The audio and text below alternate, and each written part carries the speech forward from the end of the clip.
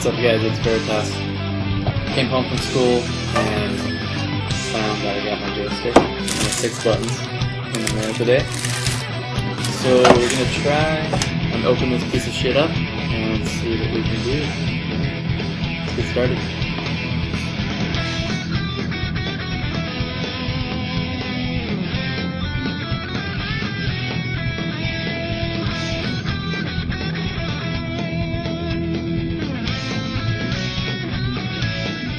There's the inside of the joystick. So in case you guys want to do this on your own, there is little plastic sleeves covering the connectors. There's 2 connectors for each button. First off, you want to just lift up that sleeve and slide it past through there so you have access to this. Tip, never pull from the wire, always pull from the actual connector itself. Otherwise you'll damage it.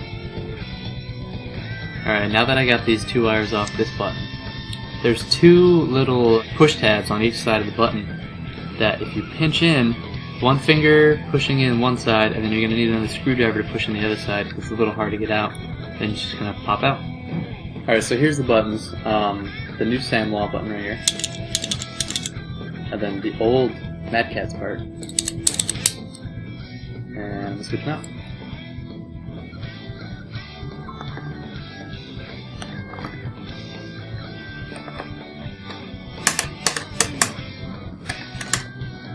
It's a little tough to get in, but it's in there. It's pretty snug. So be sure to push on the sides of the button, not the button itself, because you might damage it. And you don't want to damage these either than us. There you go. We got one in. We'll connect the 2 wires back in. It doesn't actually matter what wires connect to what pin, so let's do that. I'm actually going to keep these 2 black buttons the same because I hardly ever use them. I have my 3 punch and 3 kicks mapped to these, but I don't use them because I try and train myself to use the 3 and the 3. Or if you ever have to go to an arcade, you don't want to really rely on these. So I'm not going to use these very much, so I didn't spend money to replace them. There we go. Got all the buttons in. That took about 15 minutes. Not too bad. It was really simple. Really simple. This is the back. I'll show you. Looks perfect. Cool. Now, I'm gonna go on and replace this bad boy, because this is the main problem with this stick. It's horrible. First thing we need to do when removing the stick, we're gonna need to remove those 4 screws that are connected to the mounting plate to get the whole base out. But before we do that, we have to remove the ball. Otherwise, it's not gonna fit through the hole. So, to remove the ball, this little screw right here, right there. It's just a Phillips screw, actually flathead, sorry. This fits right in there, and twist it off. And twist the ball off. Now that we got the ball off, it can fit through the hole. Cool. Now we have to remove the 4 screws. There's kind of this like sticky glue that's telling you to not do it, or you're going to avoid your warranty. But first we gotta get that glue off. It's kind of annoying, so we'll do that right now. Real quick, just to show you some typical Madcatz parts, before I even stuck the screwdriver into the screws that were already in, half of them were already stripped. I know you can't really see, but like, what the fuck? I mean, before I even start unscrewing, they're already stripped, so typical Madcatz, what are you gonna do, dude? Now that we've got the 4 screws holding the mounting plate off, we've got to disconnect the wire from it. It's pretty simple. There's a little tab that's holding it in. Just lift it with a flathead screwdriver and pop it out. Alright, now that that piece of shit's out, I'm going to try and open it and see what the hell's wrong with it. I'll let you guys know. Alright, so here's a couple tips. I got all my parts from lizardlick.com. I'll put all the part numbers and everything in the video description. But the only joystick that they had was a different type of model. The only difference between the 2 models is the connector pins are facing different ways. So here the connector pins are up top, and on this one the connector pins are on the side here.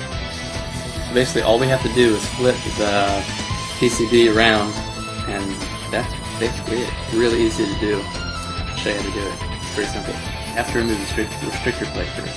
That's easy, just these 4 black tabs, push each one of them in, and then it just pops out. And this should just pop off.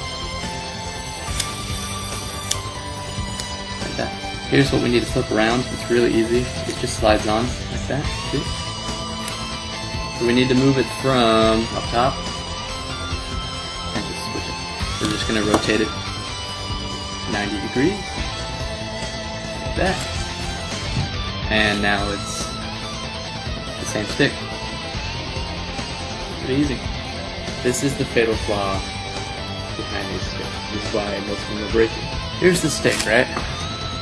And when you twist it, you see this washer moving? It gets stuck. It should be centered. But as I twist it, the washer moves around and gets stuck. But what's even worse than that is that the PCB sits on top of this. And it scrapes against the PCB. As you can see, it's actually just scraped all of the connectors off right there, and eventually buttons wouldn't even register. Here's the new one. Here's the old one. It's just scratched to shit.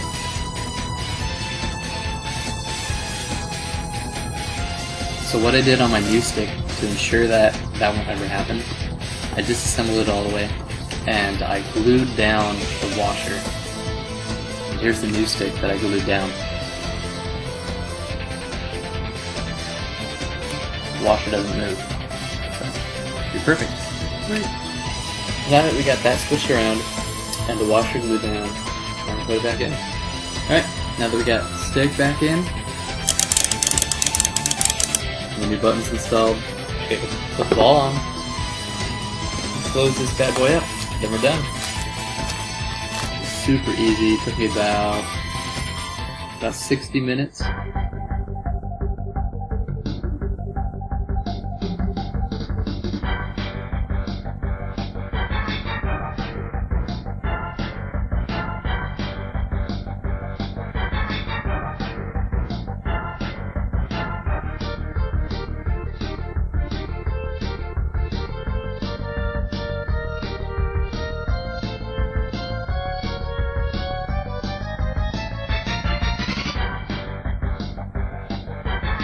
Let me tell you, getting that back plate on is a lot harder than it should be. All done. All that's left is to test it out. So.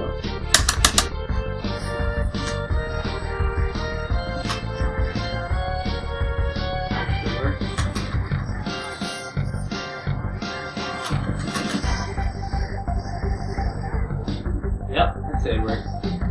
Sweet.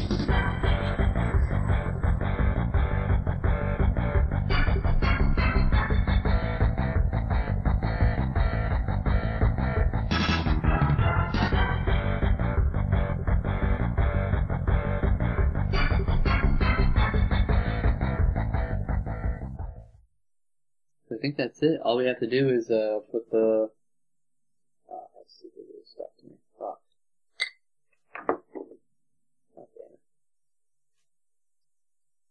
Okay. All we have to do